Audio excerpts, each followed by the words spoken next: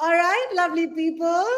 For those of you who have stayed on with us from the morning, we're now in the second track of Full Circle 2024.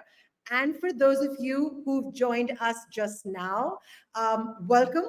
And we're very, very excited to have you. We're now kickstarting the second leg of Full Circle 2024, creating content that drives action. And this one's right up my street, so I'm particularly excited about it. Also, because for the first session in this track, we're joined by the peerless Jess Cook, who's going to be talking about testing content ideas with, wait for it, it's a tongue twister, minimum viable content. I was dead scared that I'd get this wrong. If you want to know what I'm talking about, just try saying minimum viable content out loud really fast. Jess, on that note, thank you so much for being here today with us and for joining us at Full Circle. To introduce all of you to Jess, apart from hosting sessions with hard to pronounce titles, Jess is also the head of content and comms at Island. She brings over 20 years of experience working with major brands like McDonald's, Blue Cross, and Fastly. And she's going to share her super practical approach for small teams, where instead of gambling your time and your resources on big content pieces, you learn how to validate ideas really quickly and pivot on them based on actual real-time feedback from your audiences and your prospects. To make this super interactive and to be able to talk to as many of you as she possibly can, Jess actually pre-recorded her session so that we can be more present in the chat and she can elaborate on your questions as she explains her approach. But to get us started initially, Jess has a few questions for all of you. Jess, why don't you take that on? Awesome. Thank you, Pallavi. That was such an intro. Thank you for being my hype woman. Amazing. And George, thank you so much for having me as part of this lineup. Amazing event. So excited to be here. I know for a fact that when we were recording this, there are at least 4 bloopers of me twisting my tongue trying to say minimum viable content. So it is tough. No worries at all. Question for everyone here. Throw your favorite emoji in the chat if you have ever worked your ass off on a piece of content, put it out into the world, and heard crickets. I know we've all experienced this, so let me see it. Let's do it. Let's see those emojis. Yeah, for sure. Okay, hold on. I'm going to find my favorite emoji. It's the little chef's kiss hand. I got to find it. I got to scroll.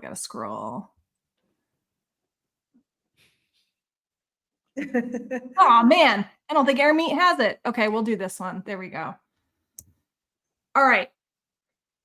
Put your favorite number in the chat if you consistently test your content. In any way, shape, or form, if you consistently test your content somehow. I'm going to drop my favorite number 13 for Taylor Swift. You didn't know you were going to get this kind of show this morning, did you, George? No. George, you're clearly outnumbered by the women on this session. I think we like to keep it that way. All right, Amy, I love to see it. Amazing. Andres and Sumi and Brooke, yeah, you've all put pieces of content out and you're like, man, crickets. Okay, one more thing. How many of you have a channel that you feel pretty comfortable that you could test some ideas in? Put your favorite, put your favorite, all right, we're going for it, George. Put your favorite swear word. Just do it. Just put your favorite swear word in the chat.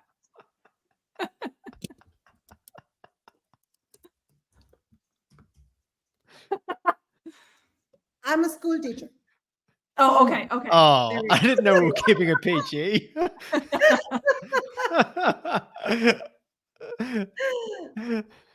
I'm doing the same thing as you, George. There we go. Yes. Excellent, Amy. Okay. I'm so glad to hear we have all kind of the same challenges, but we also have some opportunities. Some of us have a place where we feel pretty comfortable we could test. Maybe we're not really sure how to do it. today in this recording, I'm going to walk you through exactly my process for testing ideas and then slowly kind of scaling them up until I get to a point where I feel like we can do this on a much bigger scale and really get some business impact out of it. So with that, I think we can get started. I will be in the chat. Drop your questions, your comments, whatever, favorite swear words if you didn't get a chance to do it yet in the chat, and I will be there. And Hey everyone, I'll be back. thank you so much for joining today. I think we just got a little ahead of ourselves. All good. Go for it. Okay. I'm wearing the same sweater, by the way, for continuity. Consistency. Yeah. All right, let's do this. Today, I'm Jess Cook, and I am here to tell you my exact process for testing your way to better results with minimum viable content. This is something that I use and have used for a while now to gauge audience interest in certain topics and ideas and understand which of those topics and which of those ideas are worth my time, my team's time, and the marketing department's time in general if we want to turn it into some kind of big campaign or larger theme for the quarter. So to get started, first want to talk through what we're going to learn today. So we're going to talk about what is an MVC, what is minimum viable content, and why it's an important part of your content strategy. It is part of your strategy. It's not just a tactic, and can be built and regarded as such as you create your content and you understand which stories you want to be telling for your brand. We're also going to talk about how minimum viable content helps you test ideas, save time, and pivot quickly based on real world feedback. We're going to talk about exactly the kind of real world feedback you're going to be looking for. It's a little different than probably most of the measurements that you're looking at in terms of content performance, and we'll talk about that. And then we're also going to talk about what are the must-haves for creating high value, minimum viable. I'm going to start that over. We're also going to talk about what are the must-haves for creating high valuable. Oh my gosh. We're also going to talk about what are the must-haves and the nice-to-have things to go into your minimum viable content. There are certain things you can wait on. You do not need for that V1, and you can iterate and bring it to V2 and V3 and moving forward in your program. We're going to talk about exactly what those kinds of things are. All right. What is minimum viable content? It is very difficult to say, by the way. Don't try to say it fast. You will trip yourself up. I've tried. I've been practicing and I'm still failing saying it. Minimum viable content. Minimum viable content is content that contains just enough value to validate the strength of an idea. So it is boiling an idea down to the lowest common denominator that would allow you to give your audience a taste of the idea and see how they react. See if they like it, see if they engage, see what they think about it, if they comment, if they share, or if they do nothing. And it's going to tell you a lot. You're going to be able to learn a ton from this approach.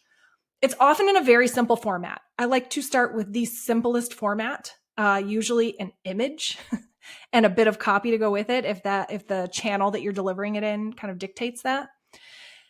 And something that leaves plenty of room to expand and repurpose. So if you were to try it again, you might step it up a level, but you're starting from a very, very basic point, one that allows you just to see if the idea resonates at all, just enough value to validate the strength of the idea.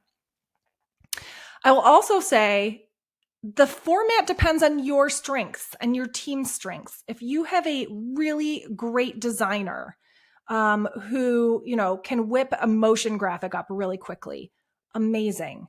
But if you want to start even smaller than that, if this is something you yourself have the ability and kind of the permission to whip up in Canva, even better. Create a small image, create kind of the base version of this idea in the simplest format possible. All right, why is minimum viable content important? So first of all, it's going to help you move fast because you're boiling an idea down to its simplest version, because you're turning it into a format that is really easy to deliver. You're going to be able to ship it very quickly and start getting feedback on it very quickly and understand if it's resonating or not very fast. It's going to allow you to learn and move on and decide which ideas are worth your time. It's going to let you double down on the MVCs that succeed. So let's say you put a small, kind of MVC out into the world in social, in your email newsletter, and you get really great feedback on it. You are going to want to continue to maybe iterate on that and maybe like small kind of steps up. And we'll talk about this in a little bit to make sure that it is indeed a resonant idea. So you can really put some time into it and you can find the ones that are doing that, right? Like you'll be able to put that out. You'll be able to see people engaging, sharing, commenting, going to the landing page, wherever it drives to, if it drives somewhere, and you'll be able to find very quickly which ones that succeed. So those are the ideas you want to spend more time on. And maybe even most importantly, number 3, they're going to allow you to move on from the minimum viable content that does not perform. This is how we understand where to not spend our time. We're not going to spend our time on content that only people in the company are reacting to. We're not going to spend time on content where our buyers aren't paying attention, don't find it particularly interesting. So you'll be able to very quickly understand, this is not an idea that we should be pursuing. Doesn't matter where it came from. If the CEO says, hey, I really want to talk about this, and you test it in this way with an MVC a handful of times and get nothing back, now you have data to go and shout and say the team probably should not be spending very much time on this. Okay, so we know what it is. We know why it's important. Now we want to look at some examples. So I am head of content and comms at a company called Island.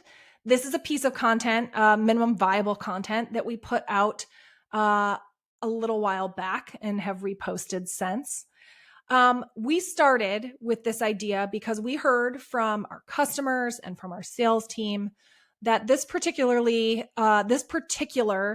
type of legacy technology called VDI is a really, really horrible experience for users. Essentially, just to give you the backstory on this, VDI is a way to bring security to a computer by taking your desktop and actually streaming it far, far away and streaming a video of the desktop back to your machine.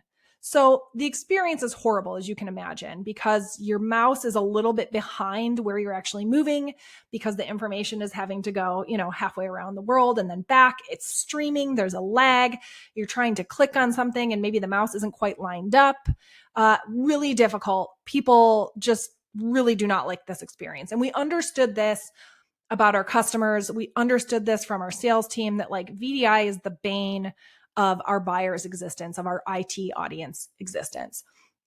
So we came up with this idea of what if we started writing breakup letters to VDI and just kind of see how people react to it. So we started with this simple image with a bit of copy and we put it out in our social space. We do have a pretty decent following, so I knew we'd get some good signal. It was a space where we had enough people to give us a good signal of whether or not this was an interesting idea. And you can see from the engagement there, people really like it. This is above average engagement for us, 178, it looks like, 176 reactions, 5 comments, and 28 reposts. That's pretty good. One other thing I want to show you or want you to notice that I definitely noticed was people are using the laugh reaction on this post. Now, Island is a pretty kind of sage-like, wise brand voice. And we are delivering kind of advice to IT professionals, usually at the C level, the exec level. And so we don't often use a lot of humor. We don't do memes. We don't do anything kind of, any kind of parodies or anything like that. This is about as close as we get to anything humorous. And we're leaning into the humor of that frustration. And so this was the first time I'd ever seen our audience use the laugh reaction on our content. And that was a big signal for me. We'll talk about that in a bit. Here's another example. This one's a little harder to read, but I'll walk you through exactly what this is. So this was from a company I was at a couple years back called Marpipe. Marpipe was creative testing software for ad creative. And they had these really interesting data points that showed that if you made even small changes to the design, to the image, to the call to action, you could see pretty big changes in ad performance. And so this one pager outlines the performance difference between these two ads that only have one small difference. So if you look at that very first set, you can see kind of the line on the right side of the text box is straight on the left and kind of like scalloped on the right. The image is a little different in that second set. The call to action is different in the third set. The design of the illustration of kind of like the meter in that fourth set is a little different. And then the position of the product in the photography in that fifth set is a little different. So what we're showing here is just kind of like, hey, when you test small changes in your ads, you can see a big difference in performance. This was just a one pager I gave to the sales team. And I got great feedback on this piece that, hey, can we create some more of these whenever, let's say we get another 5 sets of ads that we have customer approval to use. Let's do another one. Hey, can we use this other places? Like, let's turn this into, other stuff that we can share digitally, that we can kind of bring people into the site. Maybe we can use it in social. And so we'll get to this a little bit more. I blew this one up and we went all out, and we're going to talk about that. So 2 great pieces of minimum viable content. We're going to talk about exactly why they're great. So must-haves for a piece of minimum viable content. It's nothing prescriptive like a great headline or really nice imagery. No, it's much more fundamental. These are really kind of the three pieces, maybe 3.5. So the first one is a mind and heart changing point of view. It's an imperative. It is what your company's unique belief is based on its value prop. I could give you a whole talk about point of view and how to find that. But really, it's got to be something that the company believes and is based in what your product, what your brand delivers. And it has to be kind of obvious. It has to be not overtly stated, but in seeing the piece of content, it has to be felt and known. It's an abridged version of the idea. Again, we talked about this. It's the lowest common denominator. I probably could have gotten away with maybe even 3 ad sets on that one pager to make it a true minimum viable content. But really, it's just kind of what do I have to have here in order to convey this idea and get some signal and see if it resonates. And the third, and maybe kind of the 3.5, is this simple to execute format. We talked about this already. An image, a headline, a one pager, a social post, and distributed in a channel that will deliver enough signal. So again, if you have a decent enough following, that's a great place to test. That's actually my favorite place to test. A newsletter is also fantastic if you have a great email list and you have an engaged audience who's willing to provide feedback. That is another really, really great place to test it out. So now we're going to look at those 2 pieces, those 2 examples that we just looked at, and see where those three things kind of line up. So mind and heart changing point of view. The not overt, we didn't say in this text, you must get rid of VDI, right? But the message, the copy, the idea, the breakup letter, the idea is we're saying there's a better way and you do not have to deal with VDI anymore. So it really is kind of getting people to think, oh, hey, maybe, this is a product that we've used that like the experience is horrible, but there was never another way to do it. And it's kind of looking through this piece of content, like there might be another way to do it. And I'm going to look into this. It's an abridged version of the idea. Again, very simple text on a green background with a short post. That was enough to get the message across and see if there were legs, see if people reacted in the way we were hoping they would react. and a simple to execute format. This is something my designers came up with, but this is something that, they could have very easily created a template for me in Canva, which I've done before with them. It was very easy to kind of recreate ideas that way. I could have gone in with 10 different, breakup letters to VDI, things we could say, and we could have, crafted a series of these and decided how we wanted to distribute those and see if, maybe these three breakup letters to VDI are the top performers, right? For the one pager, same thing. The mind and heart changing point of view is you can find out what these little changes are that affect performance in such a big way, right?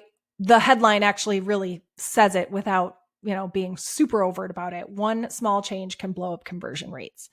But you won't know that if you don't test. And that's really the heart of it, right? We're a testing platform.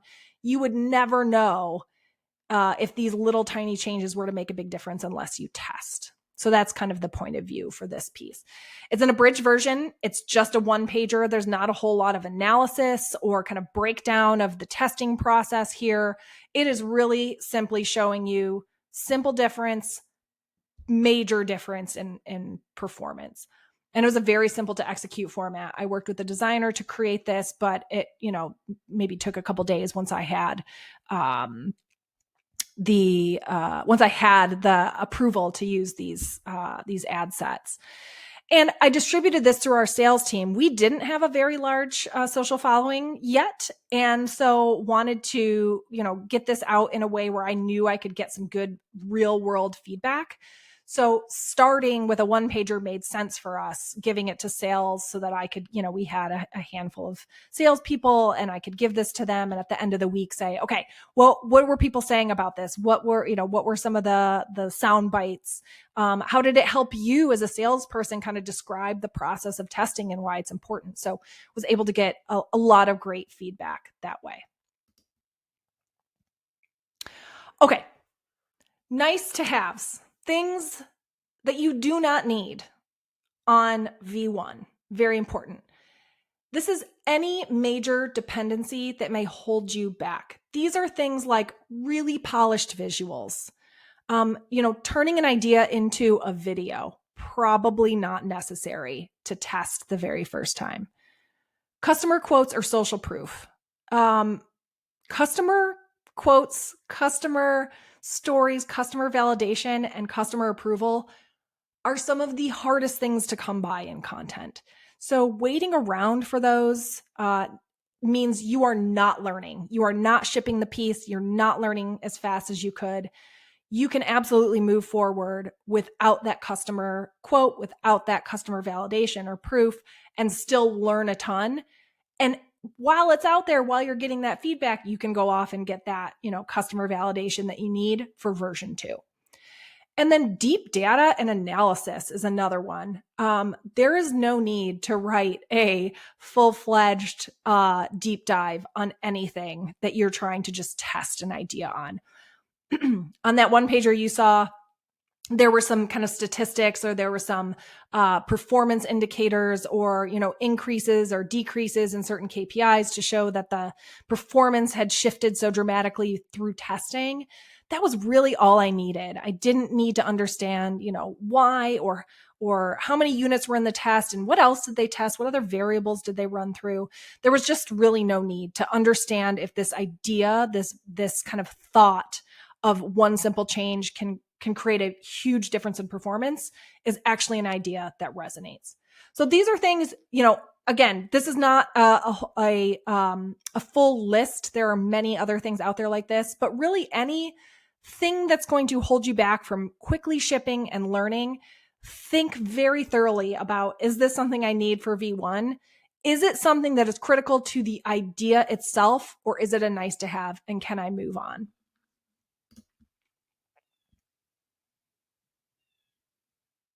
Oh, hey, save these for future iterations. That was my main point. No need to wait. You can hold on to these. These are all great things. These are the makings of really, really great cornerstone content. But again, we're not working on cornerstone content. We're working on minimum viable content. If you are ever in doubt, come back to that idea, minimum viable content. What are the must-haves for this idea to shine through? Okay, so you've made your minimum viable content. You've put it out into the world. It's in your social feed. It's out in your newsletter. Your sales team has it in hand. It's being used in the wild. What does success look like? It's really difficult to track anything to do with content back to pipeline or performance, right? It's one in hundreds of touches along the path from awareness to purchase.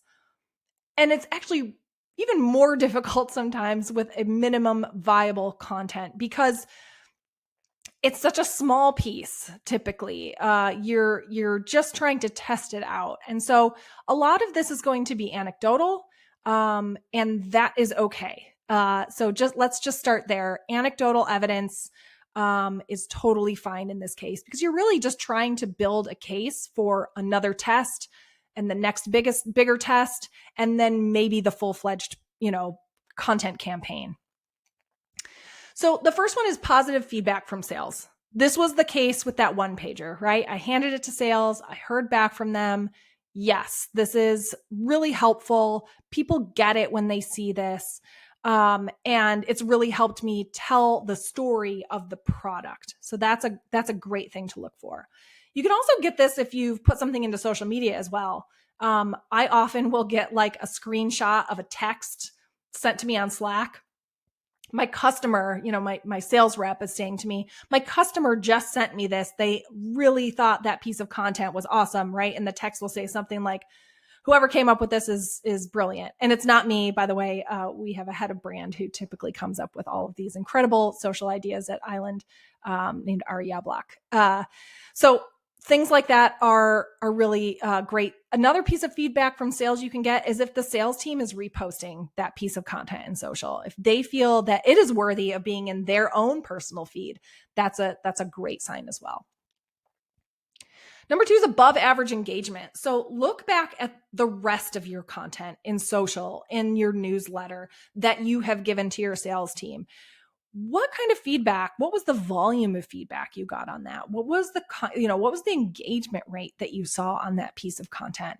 Did this do better or worse? That's really like maybe a baseline for you to start from is, does this perform better than most of our stuff?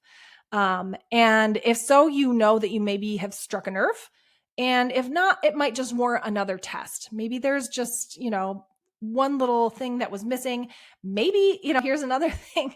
Maybe today everyone in your audience was at a conference. This happens to IT audiences all the time. There's a million conferences. As I record this right now, there's a huge conference going on down in Florida. So we didn't really post anything important because we didn't want people to miss it in social this week, right? So try again. You can try again as quickly as, the next day or the following week. Try it again. If you have a hunch that it could work, this is a really low risk way to figure it out. And if you're wrong, again, you've only put the amount of time into it that it took to build minimum viable content. So it's no skin off your back. And third, and this one actually is the most exciting to me, is what I'm calling deferred engagement. So we talked about this when we were looking at the VDI post, right? That was the first time I'd ever seen our audience use the laugh emoji. That's a rarely used reaction for us. Are people using a reaction you don't typically see them use? That is a really good sign that maybe you've hit a nerve that you've never hit with your content before. Increase reposts and shares. People are, reposting this at a rate that you don't typically see. Or maybe they're tagging their friends or their colleagues in the comments because they want them to see this piece of content. That's another great sign. And then highly valuable personas are the people commenting and liking of in your buyer group more so than most of the content you post, right? Is most of the content you post seen by admins or users? And this piece of content, this minimum viable content, all of a sudden, the C level or VP level folks are really engaging with this. Ooh, okay, you've hit something here. There's something good with this idea. These are all things to look at. And notice I didn't say, anything like increase in followers, right? These are not really super measurable or something that is documented within the LinkedIn platform, or you're going to be able to find in HubSpot in your, metrics on your newsletter. These are things you're going to have to kind of watch for and observe, but it does not make the data any less valuable. So keep your eye open for these. Okay. We're going to get into some meaty stuff here now. We're going to take some of these examples and we're going to talk through real world, how I put them out into the wild, what the reception was, and what we did next in two different cases. One with the Island VDI example and one with the Marpipe performance difference in the ad set example, the one pager. And we're going to see kind of two different ways that this can go. So the thing I want you to learn here is to measure twice, cut once, meaning don't let one small MVC test be the thing that helps you decide whether or not you're going to move forward with a very large program. Oftentimes, you will get a great response the first time. You're going to want to try it again because sometimes lightning strikes twice and sometimes it doesn't. So let's take a look at the Island VDI example. So the one on the left is the one we looked at earlier. This was the simple image that we put out into the world. That was the VDI breakup letter. The one on the right is just a single step up from that. This is a GIF, another breakup letter.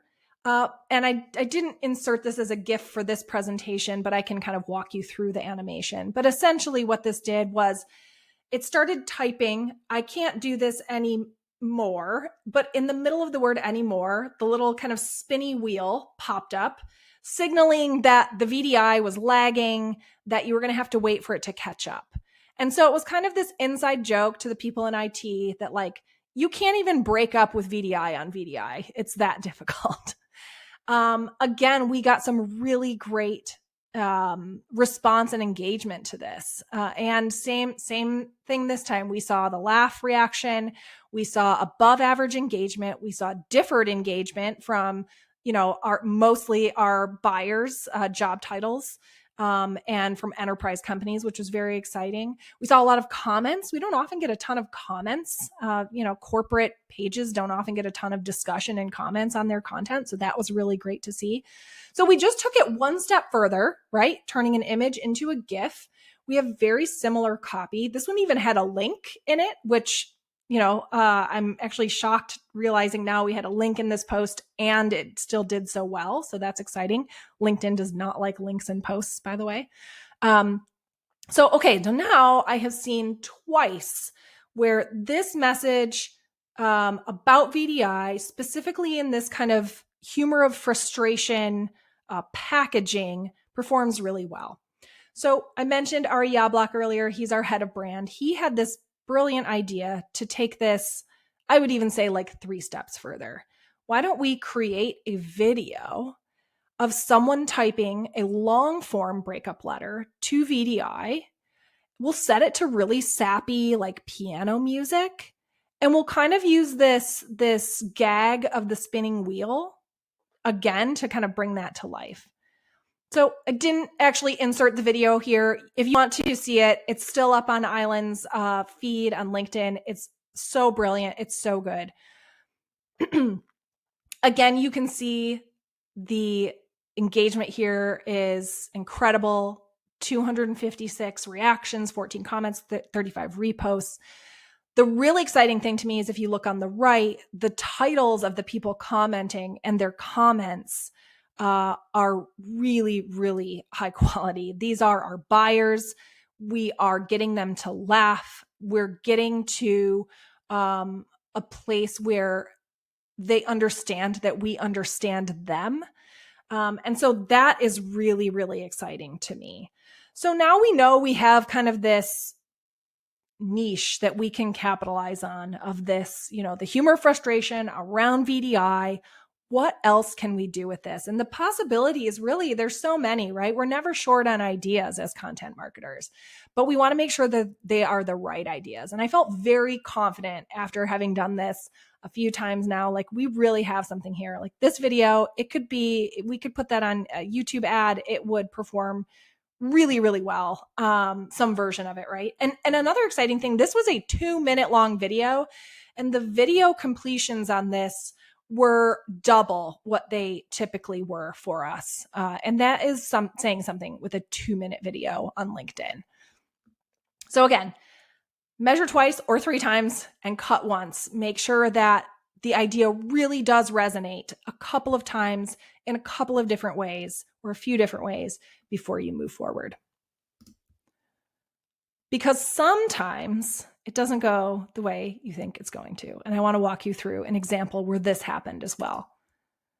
So let's go back to this Marpipe one-pager, right? The one-pager was a huge success. And I wanted to do more with it. I knew that we had just kind of, this was just the tip of the iceberg for the content that was here and the things that we could do with it.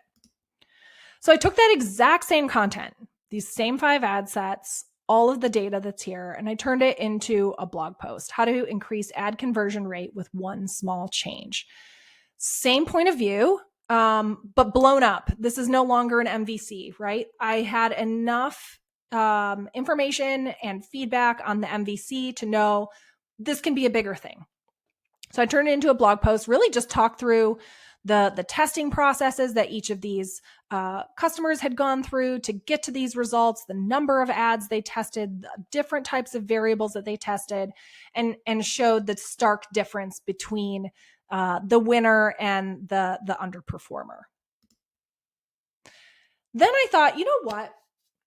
It would be really fun to turn this into a quiz and see if people could actually guess the winner.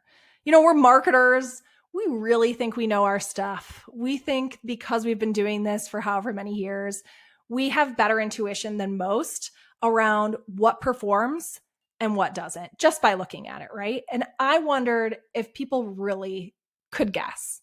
And my hypothesis was that they could not, right? That was why Marpipe existed, to show people that you can't be biased about your ad creative. We have to test. The only way to really know if it works is if you test.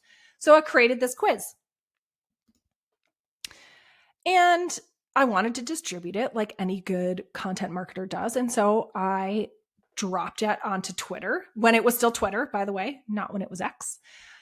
And a really crazy thing happened.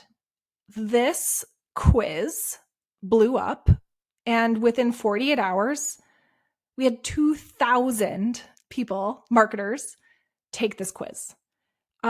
Nothing I was prepared for. I had told my manager at the time that my goal was to get 100 completions, because then I would feel like, okay, I have 100 respondents. I can, this feels like valid enough data.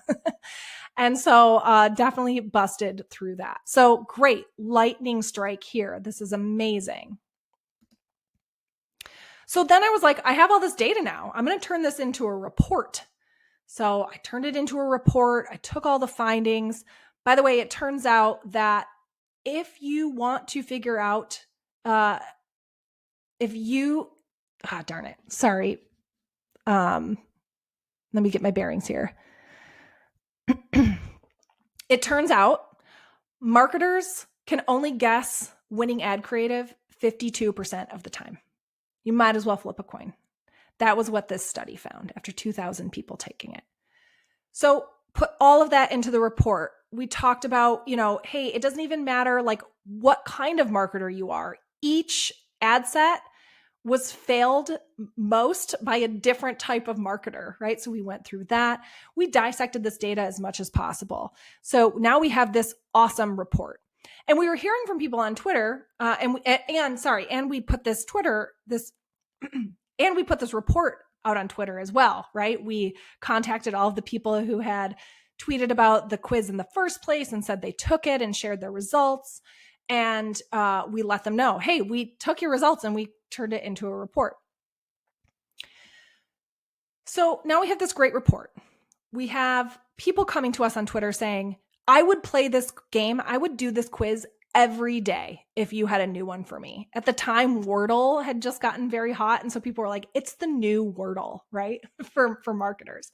That was really exciting to hear. So we started thinking like, man, how can we automate this? How can we make this a more regular thing? And I thought, you know what, before we do that, I would really like to make sure that we can get lightning to strike again with this quiz. Like let's get another set of 5 ads.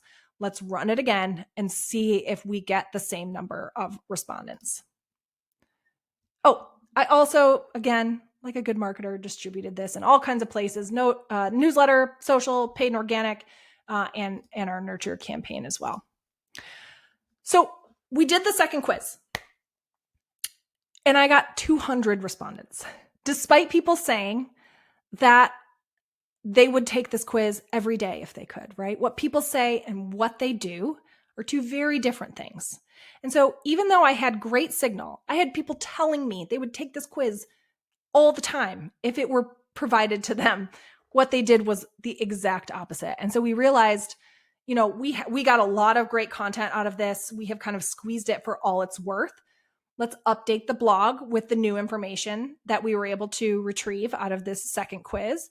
But let's not put any more time into, you know, trying to automate this, trying to make it a more regular thing, because we're just going to kind of spin our wheels and people are not going to engage like they did that first time. That first time was magical. It was new. It was exciting. It's probably not something we want to do on a super regular basis. So if you remember one thing from this whole presentation, is to aim small and miss small, right?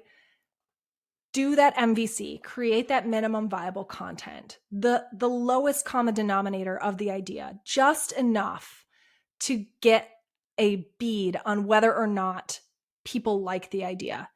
Take it one small step further, up the ante on the visual or the format or where you're distributing it. Take one more step, right? Just small incremental changes, adding 1 or 2 things each time to make it a little more interesting and blow it up just a little bit further, but making sure each time you're getting signal that this is an idea worth pursuing. That is it. I hope that you learned something new and interesting today. I hope that you will incorporate the idea of minimum viable content into your strategies. It has helped me. It has helped me grow as a marketer. It has helped me grow my team in their understanding of how content works, how testing works. How do we know what ideas to go after and which ones to leave behind? It's a really, really important part of the strategy, and I hope that you will make it part of yours. I would love to hop on live now and take any questions you have. All right, that was fantastic, Jess. Thank you so very much for sharing all those incredible examples. I think I might have shared the VDI breakup letter with practically every marketer that I know. It was such a genius thing to put out. Absolutely. It's so good. It was really so good. good. All right. If there are some questions in the chat, we can take those now. I already see one from Nico. Who's talking about a recording? Okay, Nico, we've already answered that one for you. All right. I think there's, if folks can just drop their questions here now, I can pick them up for Jess. In the interim, I do have a question for you, Jess, and this is something that I've struggled with myself a little bit, right? When your MVCs fail continuously, what do? Where do you sort of go back and try and fix the cracks? Yeah, such a good question, Pallavi. I think there's a few things that could be going wrong there. One is you might not have enough a critical mass of audience. Like the channel might not be giving you enough people to even get enough signal. So that's one. See if you are able to find a better channel. And that can even be like going back to Ryan's presentation right before this, that can even be that you are just going around and you're getting this idea in front of, 15 customers and getting their ideas, right? It doesn't have to necessarily be a published post. The idea of an MVC is that you are just doing minimal work to get an idea in front of your audience and see what they think. And that can be in the form of like just hopping on a Zoom with, your customers and saying, I'm working on this thing. Here's why we think this might work. What do you think? This is also a process that I use. I'm working on a big research report right now, but before I sunk 6 figures into it, I wanted to make sure that like the idea was sound. So I sat down with a number of our advisors and customers and walked them through the entire thing to make sure that it made sense, right? So if you're getting that like just kind of crickets over and over, that can be a really great place to start. Another is to go back to those customer insights. Did you gather them in the first place? Are you using the right ones? Maybe what you heard from one customer is not kind of the universal consensus, and maybe you need to bring that insight up with other customers. So really going back to that customer research and making sure that it's coming from a very sound place, and that's where the ideas are coming from before you're testing them. I think those are the 2 places I would really like dig into first. Yeah, that makes a lot of sense. We do have a question in the chat from Mary. And Mary's asking, how are you using generative AI to support your approach to MVCs? Are you using it at all? Also, Jess? That's a great question. I have not used AI at all for this purpose, simply because I think it comes from such deep customer insights, and it has to be such a simple version. And I don't think AI is good at that. AI is great at extrapolating and adding bulk to something that doesn't have enough. And I think what you're really trying to do is like boil it down.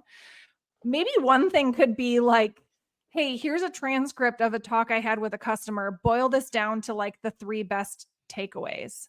And from there, right? Like maybe from there, it's like, here's a great idea. Maybe we start thinking about some sort of idea in this vein.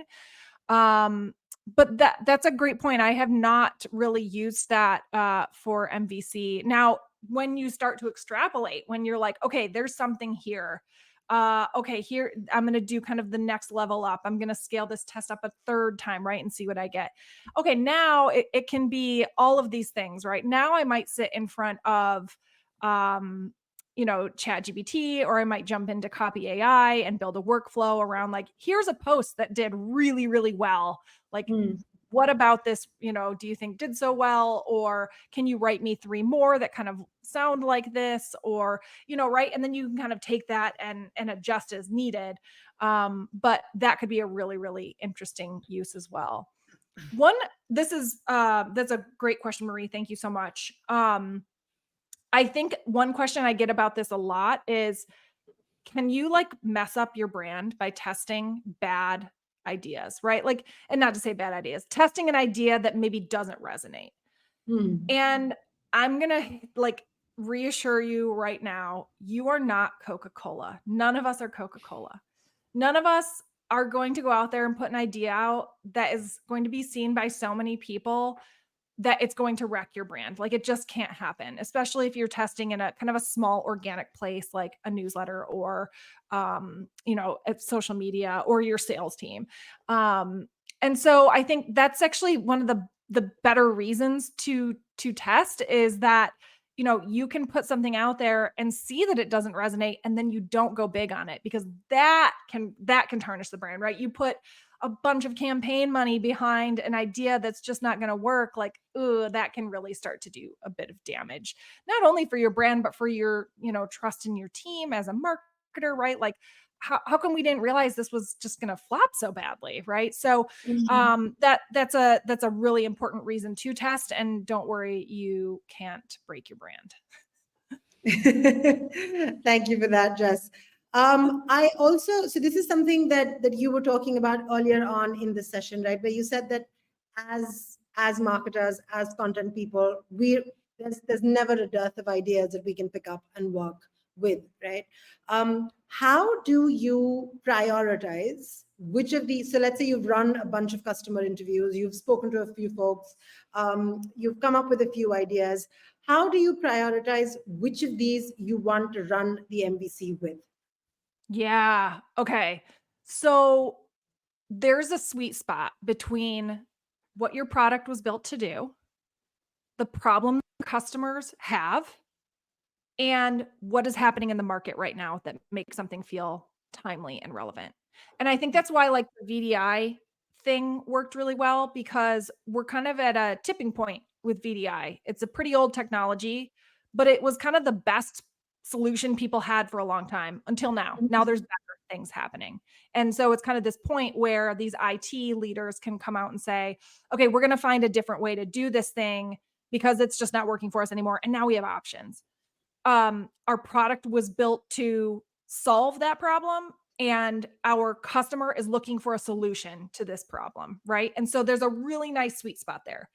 So I think that's why we prioritize that one as an idea, because it kind of it checked all three of those boxes. Sometimes an idea can check two, like your product might be built to solve a challenge, and your customer might have those challenges, but there's no real market force making it urgent. And so it's like, well, why would anyone act now on this? There's like, let's hold off on that until there's some reason for people to see this as a very urgent problem, right? So I think thinking about it in that way will help you prioritize. Like, we have all these ideas. Which one really kind of checks all three of those magic boxes that is going to allow us to have like a credible point of view, because our product was built to solve this problem. It's a problem our customers really want to solve right now. And there's something happening in the market that makes it like we have to solve it today, yesterday, right? So those are the things that I look at that rise up to the top of the list. All right, that makes a lot of sense, Jess. Thank you so much for elaborating on that. And on that note, folks, we are going to have to call it a wrap on this one, because I know that quite a lot of us are possibly waiting to go grab some lunch or a snack, because we've been doing this for a while now. Jess, I wanted to just say thank you for being here with us today, and for an incredible session, and for the fantastic examples of MVCs that you shared with all of us today. It was incredibly insightful to sort of see how you take something very small and meaningful and build on that to continue to deliver value, along with continuing to test the strength of the idea, right? Okay, thank you so very much to everybody who's been a part of our sessions this far. We are going to be back in 30 minutes to get on with the rest of the two sessions for the day. The next one coming up is with Stefan Hedebrandt, and Stefan is going to be talking to us about content recycling. He's going to be showing us the actual process that he uses at Dream Data to recycle the content that they produce with their team. And following that, we'll have Madeline Work from Chili Piper, who's going to be talking to us about how she's made everybody in her company a content creator. So you definitely want to come back and hear both of these wonderful marketers talk about their experiences.